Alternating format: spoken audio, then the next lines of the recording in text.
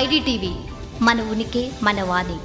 Hi friends, ఒకప్పుడు మన పూర్వీకులు లేకపోతే అంతకుముందు వారు ఎక్కువ కాలం జీవించేవారు. దానికి కారణాలు కూడా చాలానే మనం చదువుకునేవాళ్ళం, చర్చించేవాళ్ళం. పుస్తకాల్లోనూ అక్కడ ఇక్కడ చాలామంది శాస్త్రవేత్తలు, వైద్యులు, మన పెద్దవాళ్ళు చెప్తూనే ఉండేవాళ్ళు. అప్పుడు తీసుకున్న ఆహారము, అప్పుడున్నటువంటి వాతావరణము, లేకపోతే వాళ్ళ శక్తి ఎక్కువ కాలం జీవించేవాళ్ళు. దాదాపు 100 సంవత్సరాలు, 150 సంవత్సరాలు, 200 పైనే సంవత్సరాలు జీవిస్తూ వచ్చేవాళ్ళు అనమాట. కానీ కాలక్రమేణా కాలం గడుస్తున్న కొద్దీ కూడా మానవ వయస్సు అనేది తగ్గుతూ వచ్చింది. అంటే ఒకప్పుడు 200, తర్వాత 150, 100, ఇప్పుడు 50-60 సంవత్సరాలు బతికితే గగనం.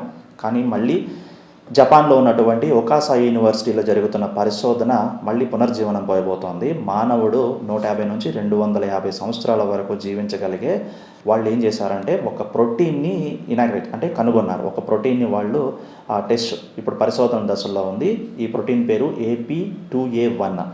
ఇది ఏంటి అని అంటే మన శరీరంలో ఉన్నటువంటి సెల్స్ ఏవైతే ఉన్నాయో, అంటే ఏజ్ అయిపోతూ లేకపోతే క్షీణిస్తూ ఉన్నవి, మన వయస్సు అంటే మన వయసు పెరిగే కొంది కూడా వృద్ధాప్య లక్షణాలను చూపించే సెల్స్ అనేవి పెరుగుతూ వస్తూ ఉంటాయి.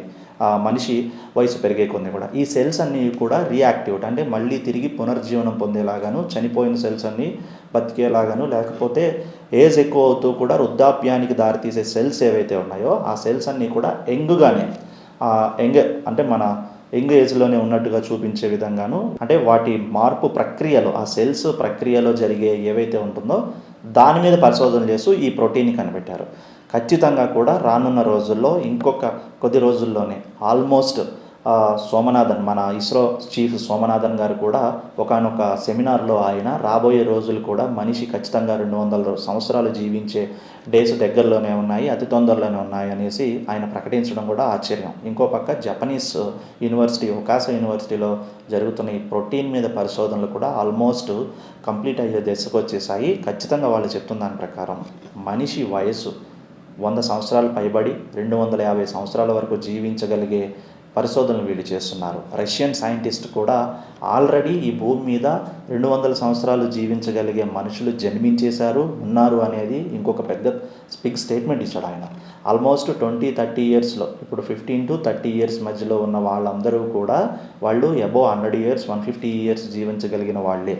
ఖచ్చితంగా వీళ్ళు ఒక ఏజ్ 50-60 ఇయర్స్ వచ్చేటప్పటికీ కూడా ఖచ్చితంగా ఒక వైద్య శాస్త్రంలో అయితే మాత్రం పెద్ద పెనుమార్పు రాబోతోంది, ముఖ్యంగా మనిషి ఏజ్ విషయంలో.